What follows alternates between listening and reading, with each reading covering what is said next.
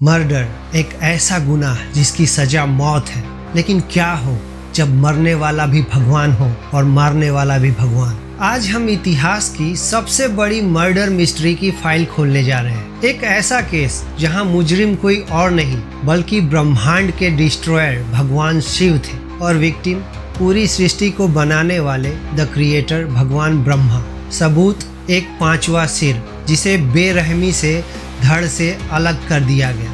हथियार कोई त्रिशूल या तलवार नहीं, शिव के सबसे खतरनाक रूप काल भैरव का सिर्फ एक नाखून। सवाल ये है मोटिव क्या था, एक भगवान दूसरे भगवान का कातिल क्यों बना। और दूसरी बात कि जिनका सिर कटा यानी ब्रह्मा का, उनको सिर काटने के बाद भी क्या श्राप मिला कि आज भी उनकी कहीं पूजा नहीं होती। और उस पांचवें सिर में ऐसा कौन सा राज दफन था जिसे मिटाना इतना जरूरी हो गया। चलिए इस कॉस्मिक क्राइम सीन की तहकीकात करते हैं। तो हमारी कहानी के विक्टिम है ब्रह्मा, वो जिन्होंने सब कुछ बनाया, ज्ञान के देवता, जिनके 4 सिर 4 वेदों ऋग्वेद, यजुर्वेद, सामवेद और अथर्ववेद के प्रतीक थे। वो परफेक्ट थे, लेकिन उनमें एक गड़बड़ी थी। वो था उनका एक 5वां सिर। ये सिर उन्हें हर दिशा में एक साथ देखने की ताकत देता था, लेकिन यही वो सिर था जो उनकी मौत की वजह बना।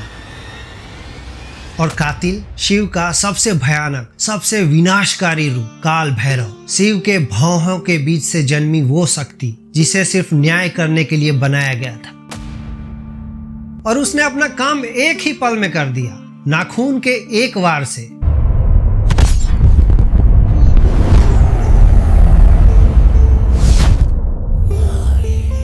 और ब्रह्मा का 5वां सिर जमीन पर था। तो फिर से वही सवाल उठता है कि आखिर मोटिव क्या था। हमारे पास 2 थ्योरी है। पुराणों में अलग अलग कहानियां मिलती है जो एक ही भयानक अंत की ओर ले जाती है। लेकिन इन कहानियों को जानने से पहले एक बात कहना चाहता हूँ कि अगर आपको मेरे वीडियो पसंद आ रहे हैं तो कृपया इसे ज्यादा से ज्यादा लोगों को शेयर करें। अपने विचारों को कमेंट में शेयर करें ताकि मुझे भी वीडियोस बनाने में मजा आए। तो चलिए वापस अब अपने टॉपिक पे आते हैं। तो पहली कहानी हमें उस वक्त में ले जाती है जब ब्रह्मा और विष्णु में बहस हुई कि श्रेष्ठ कौन है। ये आपने मेरे पहले वीडियो में भी देखा होगा। तभी एक अनंत ज्योतिर्लिंग प्रकट हुआ।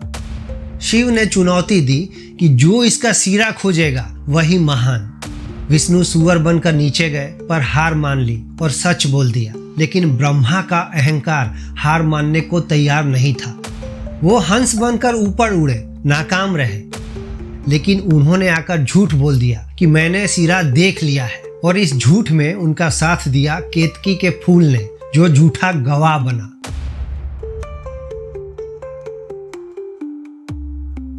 यह सिर्फ एक झूठ नहीं था, ये ब्रह्मांड के सच पर हमला था। और इस गुनाह की सजा थी मौत। शिव के क्रोध से जन्मे काल भैरव ने झूठ बोलने वाले उस सिर को काट दिया। अब इसके बाद जो दूसरी कहानी है वो और भी ज्यादा परेशान करने वाली है। इसके अनुसार ब्रह्मा ने अपनी सबसे सुंदर रचना की, शतरूपा।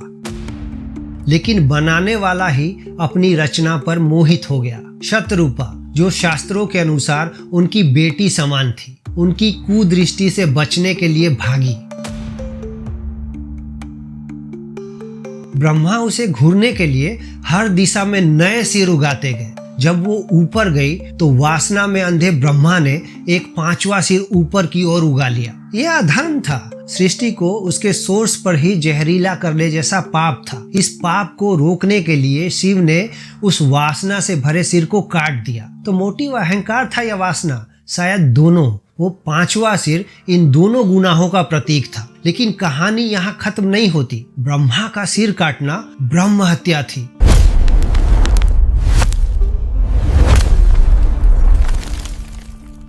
कॉस्मिक कानून में सबसे बड़ा पाप, और इसकी सजा काल भैरव को भुगतनी पड़ी। सजा का मंजर भयानक था। पहले तो ब्रह्मा की खोपड़ी काल भैरव के हाथ से चिपक गई।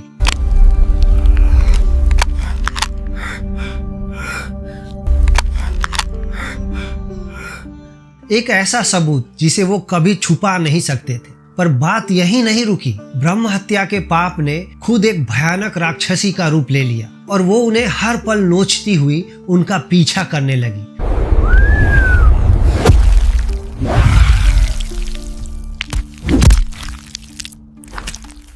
एक भगवान पूरे ब्रह्मांड में भिखारी की तरह भटकता रहा, पर उन्हें कहीं मुक्ति नहीं मिली। मुक्ति मिली शिव की नगरी काशी में, जिसे कर्म के नियमों से परे माना जाता है। वहां घुसते ही सिर हाथ से छूट गया।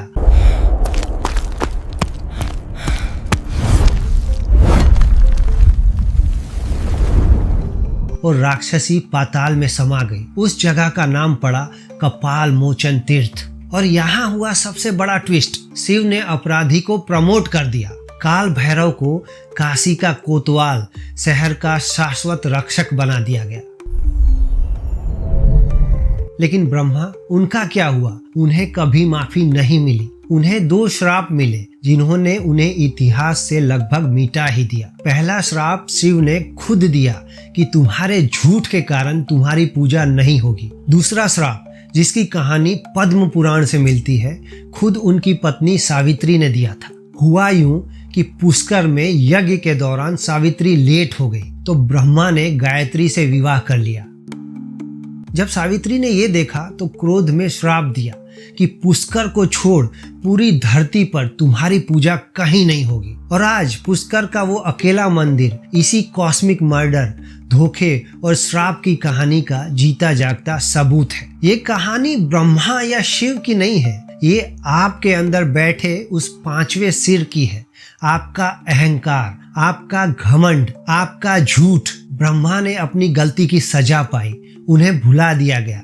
सवाल ये है कि जब हकीकत सिर काटने आएगी तो आप क्या खोने को तैयार हो? तो चलिए काल भैरव को प्रणाम करते हुए और शिव के नाम के साथ इस एपिसोड को यहीं खत्म करते हैं और आपसे मिलते हैं अगले वीडियो में किसी ऐसे ही जानकारी भरे टॉपिक के साथ।